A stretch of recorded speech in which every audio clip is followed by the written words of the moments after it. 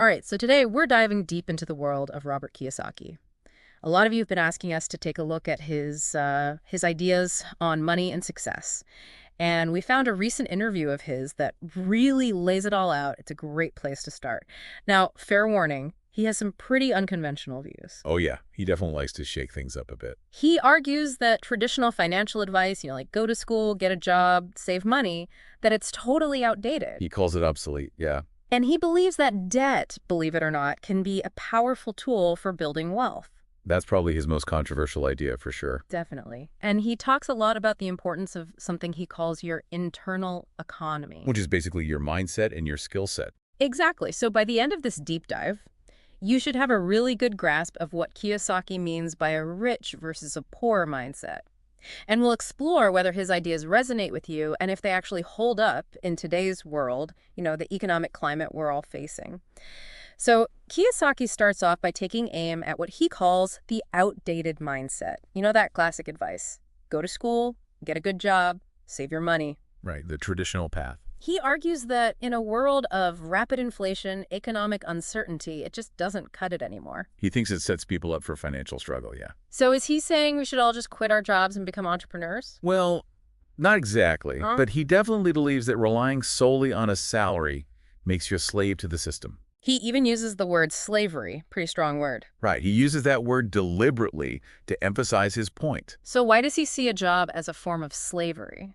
Well, he argues that when you have a job, even a well-paying one, you're trading your time and your freedom for a paycheck. Right, you're essentially working for someone else's dream. And your earning potential is limited by what your employer is willing to pay you. It's like you're trapped in this cycle of working for someone else and never really getting ahead. And that's where his background comes in. Right, he often talks about his rich dad. Yes, he contrasts his rich dad, who's a successful entrepreneur, someone who embraced risk, built assets. Right, built his own empire. Exactly, and he contrasts that with his poor dad, who represents that more traditional path.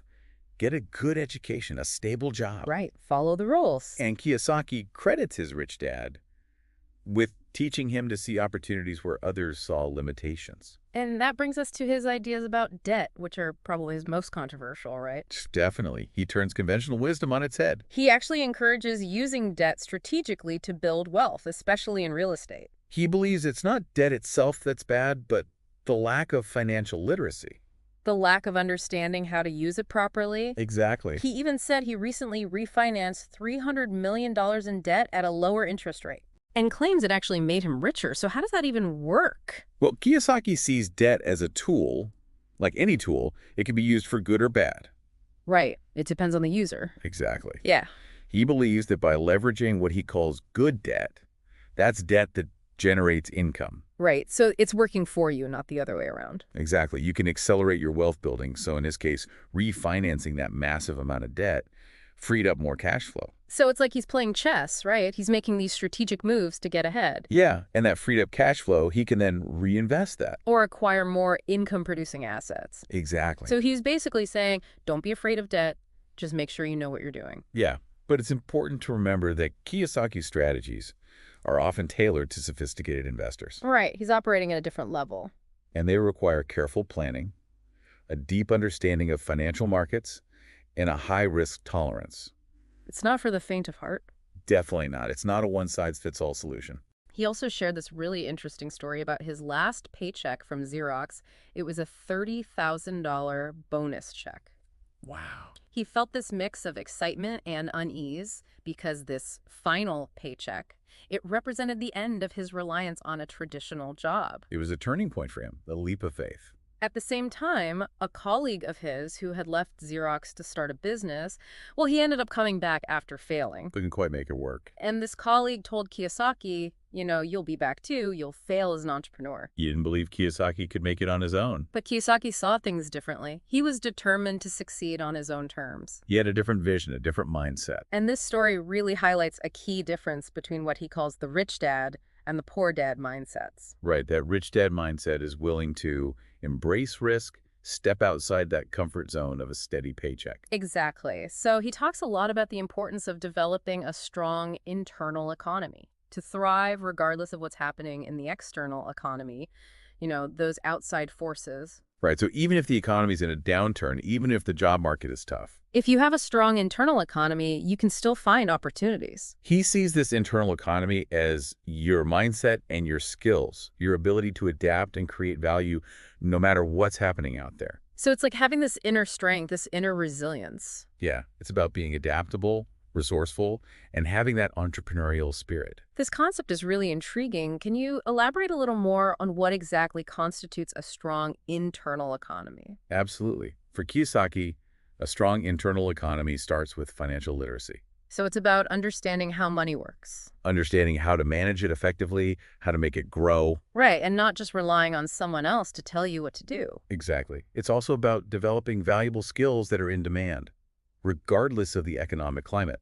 So it's like investing in yourself. Yeah, think of it like building a well-rounded portfolio. Instead of just focusing on external factors, like the stock market or interest rate. You're also investing in your knowledge, skills, and mindset. Those are your most valuable assets, according to Kiyosaki. He even contrasts his own reaction to his friend John's. John's the one who came crawling back to Xerox after his business flopped. He couldn't handle the pressure. But Kiyosaki, he vowed to never go back to a job. He believed so strongly in building his internal economy. He was willing to weather any storm in that external economy. I'm sensing a theme here. Kiyosaki seems to be saying that true wealth and security, they come from within. It's not just about how much money you have in the bank. It's about developing that resilience, that resourcefulness to create your own opportunities. Rather than relying on external factors that are often beyond your control. Right. It's about taking control of your destiny. Exactly. It's about shifting from a mindset of dependence to one of self-reliance. And he believes this mindset is a key difference between entrepreneurs and employees. That's a great segue. He draws a very clear distinction between those two mindsets. So let's dive into that. What does he see as the key differences between those who work for others and those who create their own ventures? He believes that employees, they often prioritize job security and steady paycheck. Right, that predictable income. While entrepreneurs are driven by freedom and control over their income. They want to be their own boss, call the shots. Exactly.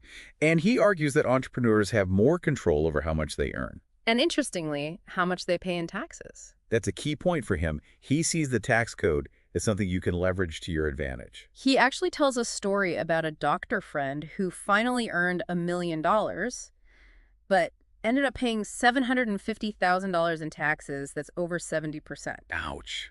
It definitely highlights his point about the potential financial benefits of entrepreneurship if you know how to play the game. But it's not just about paying less in taxes. It's about having the agency to make decisions that align with your financial goals. So for Kiyosaki, entrepreneurship, it's not just about making money. It's about having greater control over your financial destiny. It's about creating a life that is aligned with your values and aspirations. He's constantly bringing it back to this idea of control. Yeah, he sees true wealth as more than just a number in your bank account. It's about how much control you have over your life and your finances. And that sense of control, that ability to shape your own destiny, that's what he finds so appealing about entrepreneurship.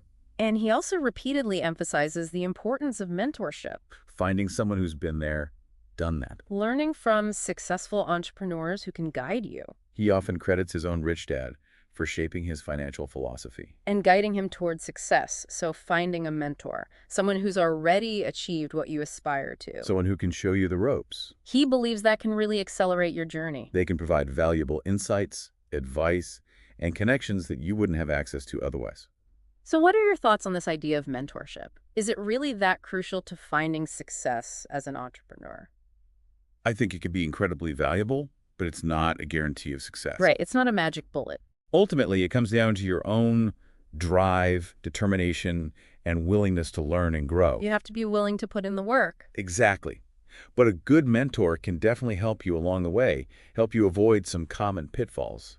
It sounds like he's not advocating for blindly following someone's advice. No, it's more about finding someone who can help you develop your own unique path. Someone who can challenge you, push you to think outside the box. Exactly. It's about finding someone who can challenge you to think differently, to see new possibilities. And maybe to step outside your comfort zone. And finding the right mentor, that's a process. It takes time. It's a relationship. You have to find someone you connect with.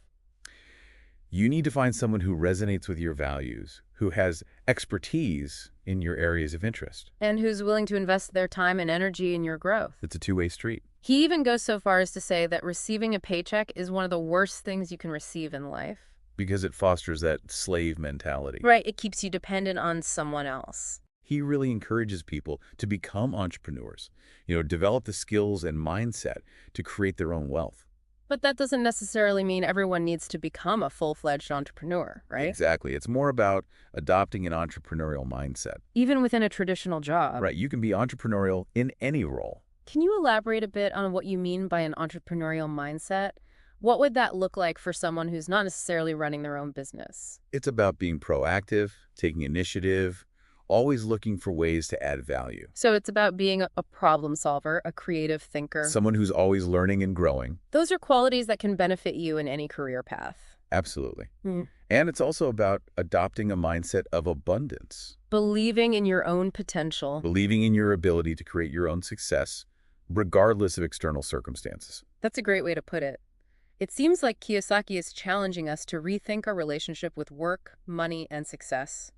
He's encouraging us to move beyond that traditional model. Embrace a more empowered and entrepreneurial approach to life. Let's dig a little deeper into that entrepreneurial approach. What are some specific strategies that Kiyosaki recommends for building wealth and achieving financial freedom? He's a big proponent of building assets, things that generate income. Rather than just working for a paycheck. He also believes in leveraging the power of debt and taxes to accelerate wealth creation. Those are some pretty bold ideas, and we'll definitely need to unpack those further. But before we do, let's take a moment to reflect on what we've covered so far. We've explored Kiyosaki's critique of that traditional financial advice. Go to school, get a job, save money. And his belief that relying on a salary can make you a slave to the system. Trapped in the rat race. We've also touched on his controversial views on debt. Which we'll explore more in depth, for sure. And his emphasis on developing a strong internal economy. Building that inner strength and resilience. And his clear distinction between the mindsets of employees and entrepreneurs. Two very different ways of approaching work and life. Are you starting to see the world through Kiyosaki's lens? Are his ideas resonating with you? And how do you think his teachings apply to your own life and financial goals? Those are great questions, and we'll delve deeper into them as we continue our deep dive. We'll explore the practical applications of Kiyosaki's ideas, examine his strategies for building wealth and achieving financial freedom, and discuss whether his teachings still hold up in today's ever-changing economic landscape. It's going to be an interesting conversation, so stay tuned. Welcome back to our deep dive into Robert Kiyosaki's world. Before we jump into his specific strategies for building wealth, I think it's important to clarify something he says about entrepreneurship. He doesn't believe that just because you own a small business, you're a true entrepreneur. That's right. He actually makes this distinction between what he calls solopreneurs. Those are people who are self-employed, but not necessarily building scalable businesses, those big ventures. Right. They might be running their own show, but they're not necessarily creating something bigger than themselves. So what makes a true entrepreneur different in Kiyosaki's eyes? For him, a true entrepreneur creates systems. They build businesses that don't require their constant involvement. So they're working on the business, not in the business. Exactly. Which frees them up to pursue other opportunities. It's about creating a system that works for you, not the other way around. He actually observed that there are millions of small businesses in America, but many of them are single-person operations. They're stuck in that day-to-day grind. He's suggesting that many people who call themselves entrepreneurs, they haven't quite grasped the concept of building a system that can run without them. It's about leveraging your time and energy, creating something that generates value beyond your individual efforts. And this connects back to his idea of a strong internal economy. Right, that inner strength, that resilience. He argues that true entrepreneurs develop this mindset that allows them to see opportunities even in challenging times. So even if the economy takes a hit, they're not as affected. Because they've built the skills and the resilience to create their own success. So it's like having this internal buffer, this inner safety net. He uses the analogy of a two-sided coin to illustrate this. There's always more than one perspective, more than one way to look at a situation. Right. It's about choosing how you see things. If you only focus on the negative, if you're fixated on the external economy being bad, then that's all you're going to experience. But with a strong internal economy, you can still spot those opportunities even when things are tough. Exactly. It's about having that inner strength to see beyond the immediate challenges. Kiyosaki actually said, if you think the economy is bad, it's because your economy is bad. It's a bold statement, but it really makes you think, right? It's about how our mindset shapes our perception of the world. And that perception can ultimately impact our potential for success. It's not just about positive thinking, though. It's about taking control Kiyosaki believes that entrepreneurs, they have this greater sense of control over their lives. over their income, even over their taxes. That's through employees, right? Exactly. He uses the word control a lot. Mhm. He talks about how taking a paycheck, it makes you an employee, and you need to be stronger than that. It's like he's calling for a mental shift, rejecting that traditional employee mindset. Embracing the entrepreneurial spirit. It's about taking ownership of your financial future rather than relying on someone else to provide for you. Building something of your own, something that gives you that freedom and flexibility. Live life on your own terms, but he's not sugarcoating it, though. Oh no, he's very realistic. He acknowledges that entrepreneurship is hard work. He was asked once what advice he would give to someone considering it. And what did he say? Remember my last paycheck? He said it was one of the worst and yet one of the best days of his life. He talks about that a lot, that feeling of leaving behind the security of a steady income, But also the excitement of stepping into the unknown. the potential, the possibilities. He even talked about how his own poor dad criticized the decision, worried that he would fail. There's always that fear of failure, especially when you're going against the grain. But Kiyosaki was determined, he said. If you're like, well, if I fail, I'll go back to mom and dad, that's what you'll do. So when you fail, that's when you become an entrepreneur. It's a powerful statement. He's basically saying that failure is part of the process. You have to be willing to embrace it. True entrepreneurs, they don't let failure define them. They learn from it. They grow from it. And this ties back to his point about developing a strong internal economy. When you have that inner strength and resilience, failure doesn't break you. It fuels you. You see it as an opportunity to come back stronger. He talked about how he struggled financially for years after leaving his job. Those early days are always tough. But his rich dad encouraged him to keep going, to keep pushing forward. It's about having that belief in yourself, that vision for the future. He said that when you don't have that assured income coming in, you become more resourceful. More determined. You either rise to the challenge or you succumb to it. It's a raw and honest perspective. He's not glamorizing entrepreneurship, but he's not shying away from the challenges either. He's acknowledging the risks, but he's also highlighting the rewards. The immense personal growth that can come from pushing yourself beyond your limits. He even said you find out who you really are when you have nothing. It's about stripping away all the external validation, all the material possessions. And discovering your true potential, that inner strength that you might not even know you have. And that resilience, that resourcefulness, you often don't develop those qualities in a traditional job. You get comfortable, complacent. But when you're forced to rely on yourself, you discover what you're truly capable of. Kiyosaki's perspective is that this mindset, it's not just about making money. It's about becoming a better, stronger person. It's about personal growth and self-discovery.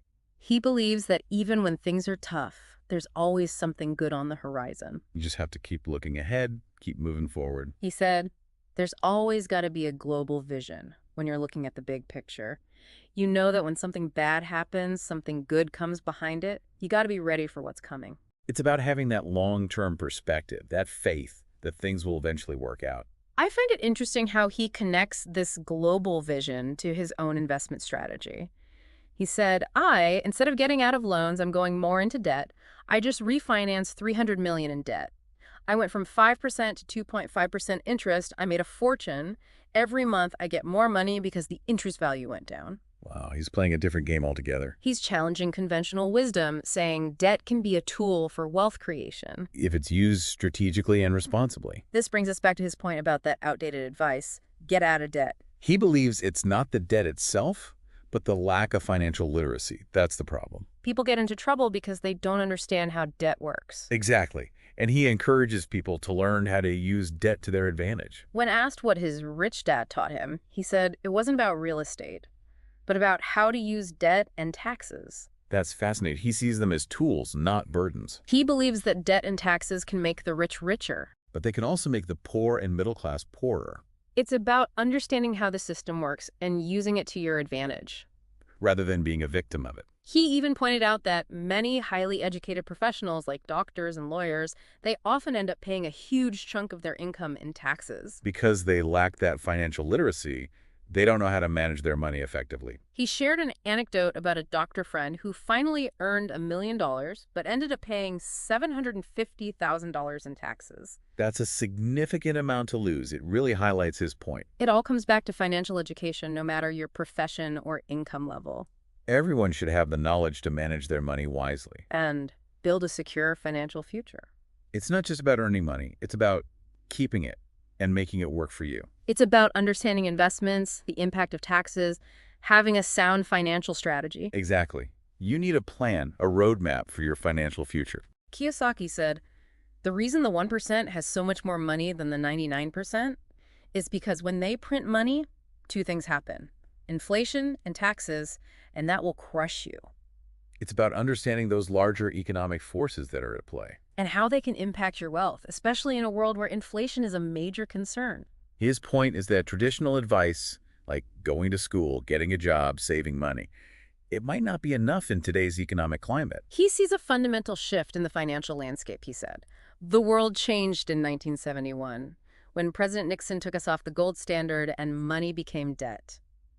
It's a radical view, but it does make you question those traditional assumptions about money. And that questioning is exactly what Kiyosaki wants us to do. He wants people to think critically. To challenge conventional wisdom and seek alternative paths to wealth creation. He's essentially advocating for a financial awakening, It's about empowering yourself to take control. rather than just following the crowd and hoping for the best. He even challenges that traditional advice of saving money in a bank. He said, today, banks are charging you interest for saving money. In other words, banks don't want your money because they printed too much, and that's why there are these bubbles in stocks and bubbles in real estate. Wow, he's really turning things upside down. He said that losers hold cash because cash is trash. He encourages people to think beyond the traditional ways of saving and investing, It's about understanding the complexities of the financial system, right? seeking solutions beyond the traditional advice. It seems like he's saying we need to be more proactive. Less reliant on institutions that might not always have our best interests at heart. And again, that theme of mentorship comes up. Finding those who can guide you. He talks about how his rich dad refused to pay him when he was younger. Really? He explained that a paycheck was one of the worst things he could receive. Wow. I've never heard it put that way. He believed it fostered a dependent mentality. Instead of encouraging self-reliance and resourcefulness. Exactly. He encouraged Kiyosaki to become an entrepreneur, develop those skills and that mindset to create his own wealth. So how can someone find their own rich dad in today's world? What advice would you give to someone seeking that kind of guidance? It's a great question, and Kiyosaki stresses the importance of surrounding yourself with successful people. People who can offer guidance and support, those who have walked the path you want to walk. And it's not just about finding a single mentor, right? It's about building a network of individuals who can share their knowledge, their experience. And who can challenge you to grow, push you outside your comfort zone. He emphasized that our mindsets, our knowledge, our skills, they all need to be updated and refreshed, he said. When you and I go to the supermarket and buy a carton of milk, we always check the expiry date, but most people don't check the expiry date of their brains. It's a powerful metaphor. It really makes you think. It highlights the importance of lifelong learning, that adaptability, He's advocating for a mindset of continuous growth. to stay relevant and successful in a world that's constantly changing. He's also saying that our knowledge and skills, they have an expiration date. We need to constantly update them to stay ahead of the curve. It's about being proactive, seeking out information beyond traditional education. Developing those critical thinking skills to evaluate and apply that information effectively.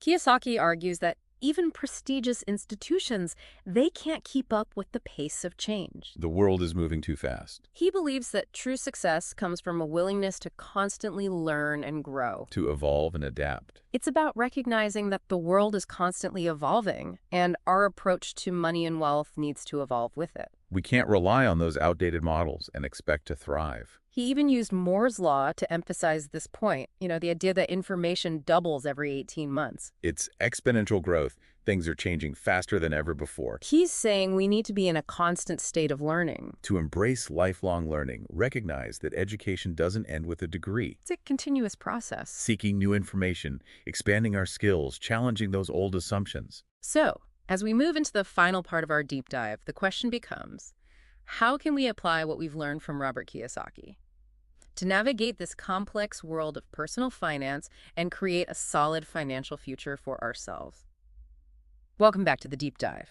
We've been exploring Robert Kiyosaki's financial philosophy, and it's safe to say he's not afraid to challenge those traditional ideas about money. He really wants us to question everything, doesn't he?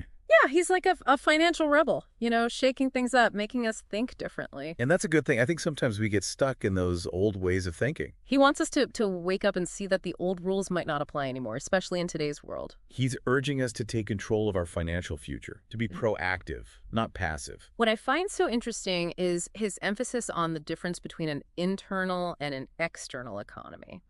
He argues that while we can't control those external forces, things like the stock market, inflation, government policies, we can control our internal economy, our skills, our knowledge, our financial resilience. It's about focusing on what we can control, rather than worrying about what we can't. He put it this way, he said, "You and I, we all have an external economy, but we also have an internal economy, and the willpower is to change our internal economy. So for me, I can see the good and I can see the bad. I don't care because I'm going to be rich anyway. But a poor person with a poor personal economy, all he's going to see is a bad economy because he doesn't know how to make money in any economy." That's a powerful statement. He's basically saying your mindset is more important than the external circumstances. So do you agree with that? Is our internal economy, our mindset, really that crucial to success? Absolutely. I think your mindset shapes how you see the world, how you react to challenges, and how you make decisions. A positive mindset, a belief in your own abilities, that can make all the difference. A scarcity mindset, on the other hand, that constant focus on what you lack, that can really hold you back. So if you're feeling stuck in your career or struggling financially, Kiyosaki would say you need to invest in your internal economy. Build those skills. Acquire that knowledge that can help you create your own opportunities. And that's where his focus on entrepreneurship comes in. He sees it as a path to greater control, freedom, and financial independence. It's about being your own boss, calling the shots, creating something of your own. And he's not talking about getting rich quick schemes. He's talking about building a sustainable business. He told that story about talking to a colleague at Xerox before he quit. The one who tried entrepreneurship, failed, and came back. Yeah, and he told Kiyosaki he'd be back too, that he'd fail as an entrepreneur. But Kiyosaki said, "You failed and you came back, but I'm going to fail and I'm never coming back." That takes guts, that unwavering belief in himself. It's a good reminder that we often limit ourselves with our own fears and doubts. We need to have that faith in our own abilities, that vision for the future. And he also emphasizes the importance of having mentors, people who believe in you, who can offer guidance and support. People who have already achieved what you aspire to. They can share their insights, their lessons learned, their connections. It can really accelerate your journey. But we also have to remember that the world is constantly changing. What worked yesterday might not work tomorrow. We need to be adaptable, constantly learning and growing. He warned, if you think the next 20 years are going to be like the last 20 years, you're going to get crushed. It's a wake-up call, a call to action. We can't just sit back and wait for things to happen. We need to be proactive. And take responsibility for our own financial future. So much of Kiyosaki's message boils down to this. Don't rely on outdated advice. Don't let fear hold you back. Don't wait for permission to succeed. Go out there and make it happen. Become financially literate, develop that entrepreneurial mindset, and build that strong internal economy. It's a challenging message, but ultimately, it's empowering. It's about taking control of your destiny, creating the life you want on your terms. And he truly believes that anyone, regardless of background or circumstances, can achieve financial freedom. It's not limited to a select few. It's about having the right knowledge, the right mindset, and taking massive action. And it all starts with that internal shift, that belief in yourself and your ability to succeed. So as we wrap up our deep dive into Robert Kiyosaki's world, we're left with a lot to think about. His ideas are unconventional, sometimes controversial, but they force us to question the status quo. They challenge us to think critically about our financial beliefs. And to see new possibilities, to explore alternative paths to wealth and success. He's asking us to take a look in the mirror, examine our own internal economies. Are we operating from a place of scarcity or abundance? Are we playing by the old rules, or are we ready to write our own? Are we content with the status quo, or do we want something more? It all comes down to this. If you could design your ideal internal economy, what would it look like? That's something I encourage all of you to consider. because ultimately your financial future is in your hands. Thanks for joining us for this deep dive into the world of Robert Kiyosaki. We'll see you next time.